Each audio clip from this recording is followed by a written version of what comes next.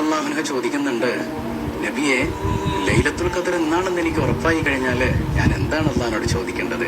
പുണ്യനബി പറഞ്ഞു കൊടുക്കുന്ന ഒരു പ്രാർത്ഥനയുണ്ട്, അല്ലാഹുമ്മ ഇന്നക അഫൂൻ തുഹിബ്ബുൽ അഫ്വ ഫഅഫു അന്നി. വല്ലാത്തൊരു പ്രാർത്ഥനയാണത്.